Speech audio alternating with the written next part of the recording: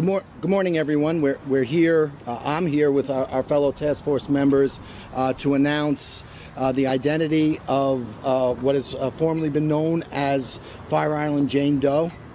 On April 20th, 1996, female remains consisting of legs and feet were found on the bayside shore of Fire Island, about a mile west of Davis Park Beach. Then, approximately 15 years later, on April 11, 2011, additional remains consisting of a skull were discovered at Tobay Beach in Nassau County.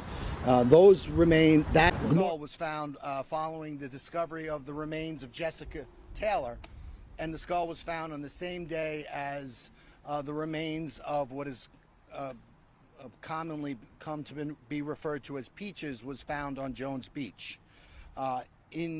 Thereafter, in July of 2011, the Suffolk County Crime Lab linked the two sets of remains via DNA analysis. And by that I mean the legs that were found in the vicinity of Davis Park were compared with the remains found at Tobay Beach, and it was determined that it was the same person.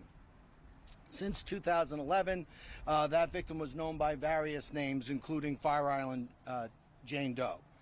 Today, we are here to announce that as part of the Gilgo Task Force re-examination of all the evidence in the case, we were able to identify Fire Island Jane Doe as Karen Vergata, who was 34 years old at the time of her disappearance. And I believe we have a picture of Miss Vergata. I think it's important that we remember and honor not only Miss Vergata, but all the victims on Gilgo Beach. Ms. Vergata went missing at approximately February 14th, 1996. At the time, she lived on West 45th Street in Manhattan and was believed to be working as an escort at the time of her disappearance. There was no missing persons complaint filed at the time of that disappearance. In August of 2022, approximately 6 months after we formed this Gilgo task force, a DNA profile suitable for genealogical comparison was developed from the remains of Karen Vergata. In September of 2022, the FBI was able via a genetic genealogy review to identify Ms. Vergata presumptively as Fire Island Jane Doe. Thereafter, in October of 2022, using a buccal swab from a relative of Karen Vergata, we were able to definitively identify her.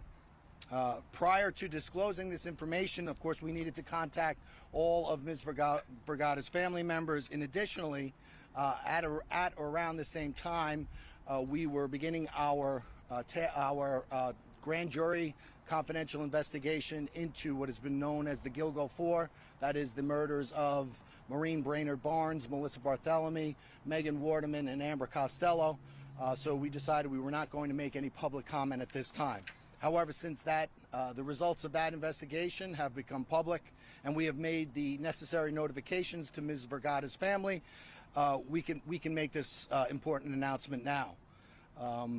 I just want to thank, in particular, Special Agent Lori Giordano from the FBI in her work with the familial DNA.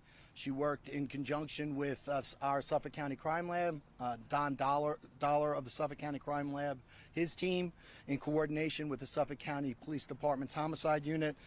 So I want to thank them in particular for all of their work. Of course, I want to thank our task force members, Suffolk County Sheriff Errol Toulon,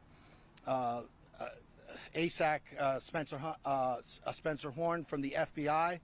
I want to thank the New York State Police, Suffolk County Police Department, Rodney Harrison, who couldn't make it here. I understand Chief Rowan is here in his place instead. But I want to thank them for not only their work on this case, but for all their work in the task force going forward. It's important to note that there are no charges at this time. Ms. Vergata's disappearance was in 1996, which is 27 years ago. We are going to continue to work this particular case as we did the Gilgo 4 investigation.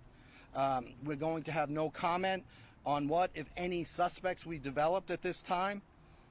This is a confidential investigation, so I'm not going to be taking any questions. but our investigation is continuing, and thank you all very much.